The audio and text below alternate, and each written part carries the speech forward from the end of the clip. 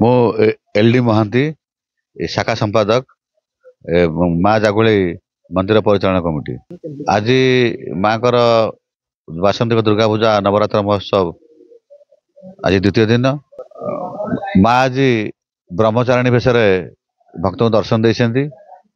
ଏହା ଗତକାଲିଠୁ ଆରମ୍ଭ ହୋଇଛି, ଅପ୍ରେଲ 7 ତାରିଖ ପର୍ଯ୍ୟନ୍ତ ଚାଲିବ। ଆଉ ଏହା ଆମର 11 ବର୍ଷରେ ପଦାର୍ପଣ କଲା ନବରାତ୍ର ମହୋତ୍ସବ ବାସନ୍ତିକ ଦୁର୍ଗା ପୂଜା। ଏ ଉପକୂଳ ଓଡ଼ିଶାରେ ଏଇ ଯେଉଁ ଜାଗୁଳିଙ୍କ ଶକ୍ତିପୀଠ ଏହା ପ୍ରଥମ।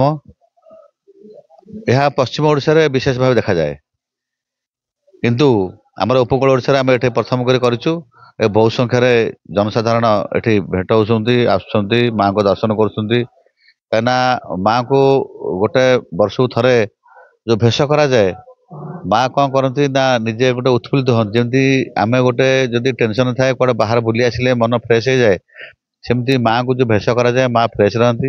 ଇଏ ହେଉଛି ଉପଯୁକ୍ତ ସମୟ, ଯାହାକି ମାଙ୍କୁ ଯାହା ତମେ ମାନେ ମନସ୍କାମନା ରଖି ମାଙ୍କୁ ମାଗିବ ନିଶ୍ଚିତ ମିଳିବ। ଏବଂ 11 ବର୍ଷ ଭିତରେ ଆମେ ଦେଖିଛୁ ଅନେକ ଲୋକ ଉପକୃତ ହୋଇଛନ୍ତି, ତାଙ୍କ ମାନସିକ ପୂରଣ ହୋଇଛି। ସେଥିପାଇଁ ଏ ଦୁର୍ଗା ପୂଜାର ମହତ୍ତ୍ୱ ରହିଛି। ବାସନ୍ତିକ ଦୁର୍ଗା ପୂଜା ଏ ନବରାତ୍ର ମହୋତ୍ସବର ମହତ୍ତ୍ୱ ରହିଛି।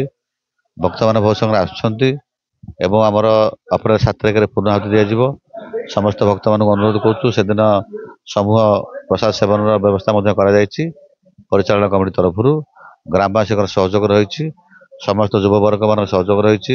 ଯେତେ ସବୁ ଆମ ଗାଁରେ କ୍ଲବ ଅଛି, ପାଠାଗାର ଅଛି, କ୍ରିକେଟ ଟିମ୍ ଅଛି, ସମସ୍ତେ ଯୁବକମାନେ ଶେଷ ଦିନ ପରସା ପରସି ସହଯୋଗ କରନ୍ତି ଏବଂ ଏ ବର୍ଷ ମଧ୍ୟ ସହଯୋଗ କରିବେ ବୋଲି ଆମକୁ ବାର୍ତ୍ତା ଦେଇଛନ୍ତି, ପ୍ରତିଶ୍ରୁତି ଦେଇଛନ୍ତି।